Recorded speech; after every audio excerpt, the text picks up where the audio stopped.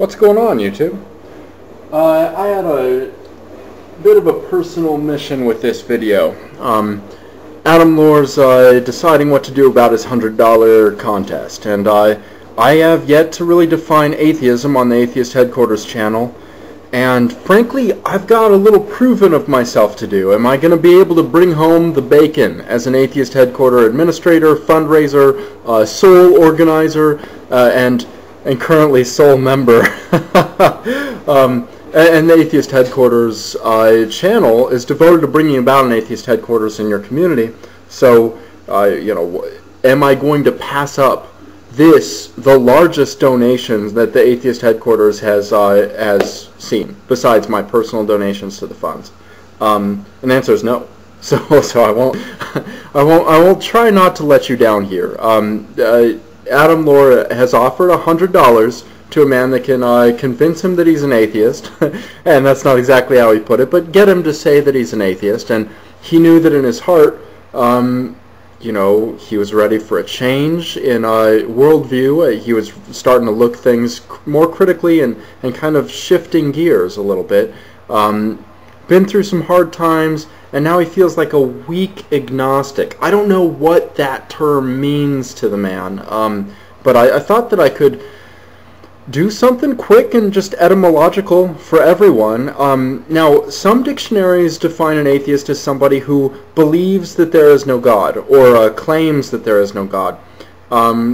And if that's the case, then I still will make a case, Adam, as far as you being an atheist. I think you should believe that there isn't a God. I think that God, and like it or not, we live in a culture in which God is a magic man who hears your thoughts, answers some prayers, doesn't answer others, grants some miracles, and brings people to hell or brings people to heaven through his magical soul juice.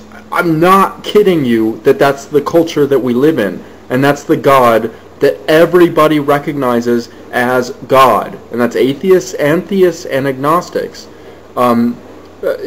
People are just reluctant to disavow that God, because some people don't care that much. Some people haven't thought it through that much. Some people back away from the beliefs, but they don't hold beliefs as on-off kind of positions and make a real case for it and make a claim. So I guess I would like to present what my understanding of the term atheism is. And whether you're an atheist or not, I'd still hope you decide on your own, because I'd much rather have you be like a willful atheist, one that acts to further atheism in the world. I don't see that out of you right now, but I see a whole lot of progress, right? Earlier you were a theist. Much earlier in your childhood you believed in Jesus and all of Christianity, right? So as I understand your case, you're moving in the right direction. I just think, unless you actually finish the race, running a little bit of it is good,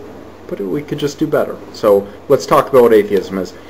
Atheism, to most atheists, and when you get to this part in George Smith's book, he'll define it pretty clearly, is an etymological term, because theism came about first. The term theism came from the word theos, God, and ism after ideology, an ideology of God. And there are many of them. We call them the religions.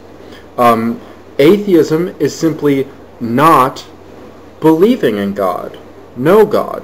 Now, what does it mean to not believe in God, philosophically? Because we all believe certain things, and those things we hold as true. That belief, in this sense, just means that a proposition has a truth value of true, not a truth value of false. Now, one can approach a truth proposition and say, all right, God exists. Now, if you say yes, I know that Yahweh, Allah, Krishna, whichever God you're going to choose, Zeus, I know that they do exist, yes they do, then you're a theist. If you're like me, you say, I know that these gods don't exist. There's plenty of evidence available. I've examined it. It's clear. The claims that these people are making do not fit with reality. Specific claims about their gods don't fit with reality. So no, I believe it doesn't exist, in fact, and I'll go you one further. But you could simply say, you know what? I mean, I'm not sure. But if you don't actively believe that a God exists, then you're an atheist. Because you don't hold the truth claim God exists to be true in your mind. You don't actively hold that position. The atheist is simply all that don't hold that position. Now it turns out we're, strangely enough, a tiny minority. It's a bizarre world. But all it takes to be an atheist is simply saying, I don't positively, with certainty, I don't know that there's a God. I don't believe that there's a God. And that's all it takes. Now, let's say that you're going to go with a strong atheist definition, and to be an atheist, I'd feel gypped if an atheist didn't say, there absolutely is no God. And some theists will go so far as saying atheists are people that say, if there is a God, I would oppose him.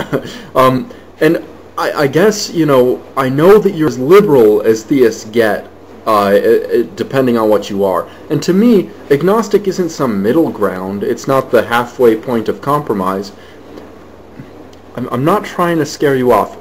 We're deciding right now between a $50 donation for his $100 challenge or a $100 donation. Atheist HeadQuarters founder, I want to bring home the bacon. Give me the 100, right? But if you end up doing the 50, that's fine.